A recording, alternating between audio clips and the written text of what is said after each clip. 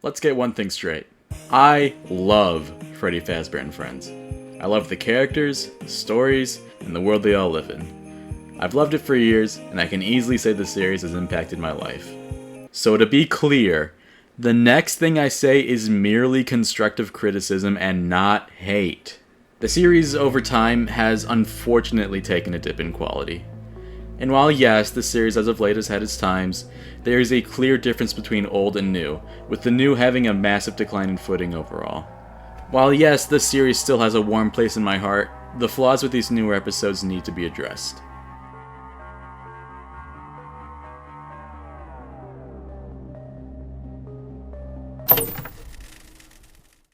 Since the start of the series, the main characters have been defined by certain archetypes that work together to create a hilarious dynamic.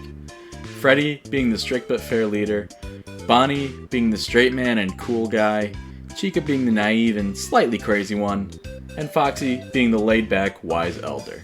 These types of strong personalities do a lot to set up opportunities for good character interaction due to how well-defined, different, and harmonious they are in the context of an animated sitcom. However, no good sitcom is without its conflicts throughout each and every episode, and it's important for a good and well-rounded character to have flaws that can facilitate conflict between other good and well-rounded characters. This is where the first of my problems with the series as of now begins, but I'll talk about that later.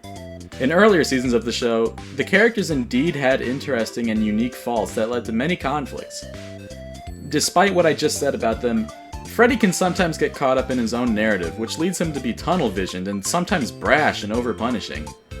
Bonnie has a very short temper and a no-nonsense attitude, which especially conflicts with Chica's traits of being overly naive, overactive, and childish. Foxy's actually reserved to a fault, very sheltered, and has an addiction to alcohol. These flaws in their personality define them just as much as their strengths and facilitate scenarios where they can interact in interesting and funny ways. This was a core strength of many of the older episodes in the series, but unfortunately, as the series has gone on, these traits have slowly been watered down and in some cases completely erased for various reasons. In the more recent episodes, except for one which I'll touch on later, the main cast are shells of their former selves and oftentimes have little to nothing to do in the plot as a direct result of their personalities being erased. Freddy no longer has any negative character traits at all, and beyond that, he is no longer in much of a leader role, often being assigned to do menial things like taxes and having very minimal plot relevance otherwise in his own show. Bonnie's anger has been toned down almost completely, except for when the plot demands it, such as when Baby needed a reason to break up with him. And another thing that I think is holding us back is your temper, Bonnie. There are times where it's okay to be angry at her, but there are other times where you need to use communication rather than expressing your anger. He's no longer the cool guy, he no longer has much of a temper, doesn't have a girlfriend to set up interesting plots with, and thus has so little of a personality left that he has been relegated entirely to cameo appearances and showing up for big fights. Chica has been similarly toned down, but more so flanderized to a comic relief role in each of the episodes. She serves the series to either show up and remind the viewer that she's in a relationship with Withered Freddy, or to make a joke.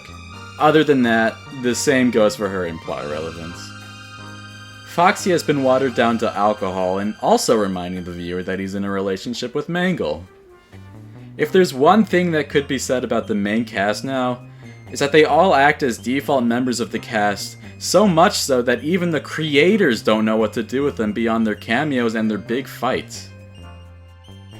Saying this, there has been official reasons for the watering down of the characters given from the show's creators.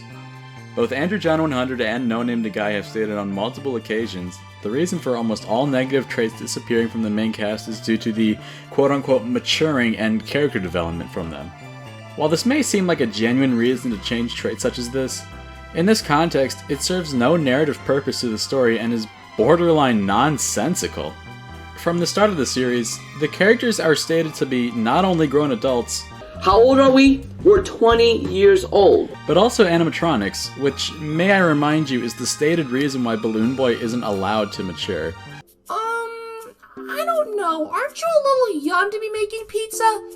Chica, I'm older than you. Date of build doesn't count. But also, maturing a character in a sitcom beyond all of their negative traits completely removes any opportunities for interactions between them.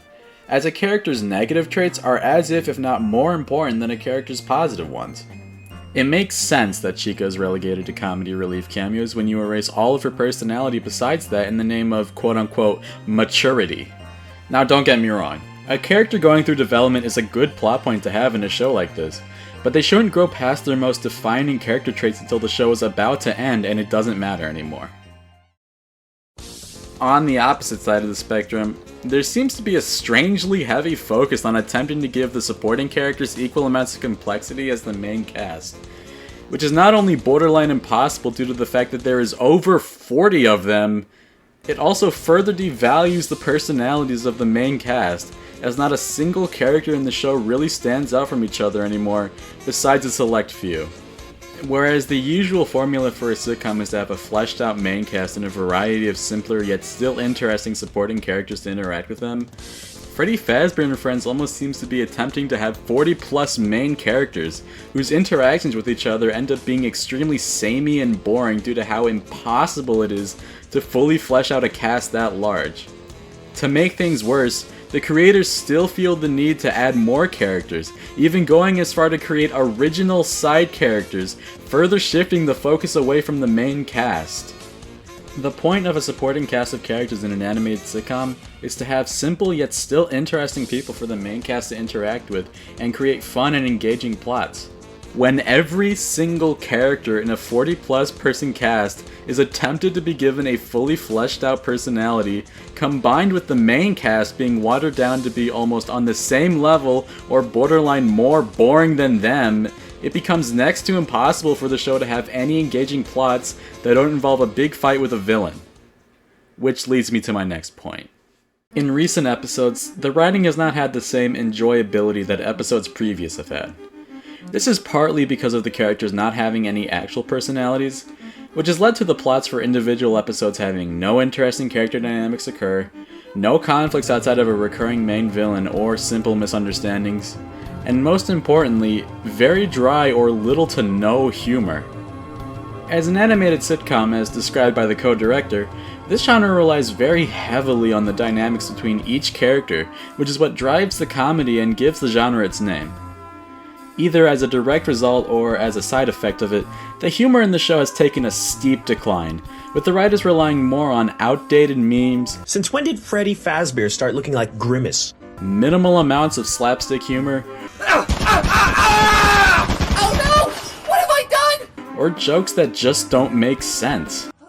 I knew we should have done more than just oversee the baking. I was just going with the flow. Wait, that was a joke? While the older episodes may seem childish in their comedy, the exaggerated reactions and more cartoony personalities of the characters resulted in much more enjoyable conflicts and character interactions. The dialogue of the characters is instantly iconic, fun, and has a certain depth to it that isn't reflected by the dialogue from newer episodes, in which most of the dialogue feels either awkward or completely redundant. All of this has led to most of the episodes in Season 7 to have lost potential with how they are executed. The use of uninteresting characters, the forced dry humor to make up for missing character interactions, and the awkward and unnecessary dialogue have ultimately affected the stories being told for the worse. To give an example of a modern episode containing all of these flaws, Shadow Freddy's Dilemma is a concept that very well could have been interesting and funny, but ends up being a montage of Shadow Freddy being depressed and an excuse to introduce 2 more characters. From just the premise and thumbnail alone, you could assume the episode focuses on hijinks ensuing as Shadow Freddy comedically fails at a multitude of new jobs, ending with a wholesome moral to never give up.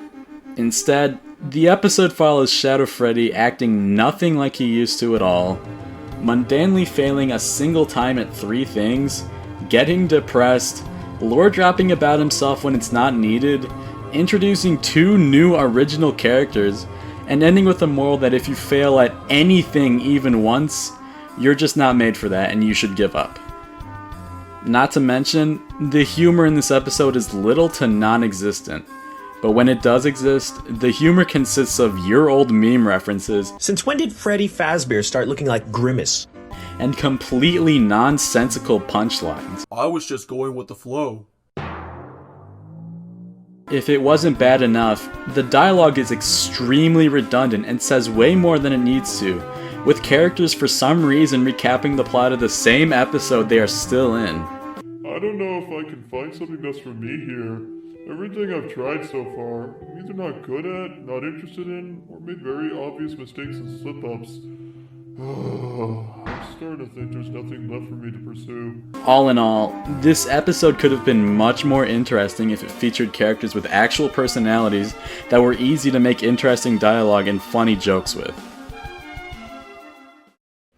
Despite everything I've said, I am still a huge fan of the series, and I don't expect Andrew to return to the classic style of episodes from 10 years ago. I believe the series needs only minor tweaks to such things as more focus on the main cast and a bit less of a focus on maturity and fleshing out characters that are impossible to properly and don't need it in the first place.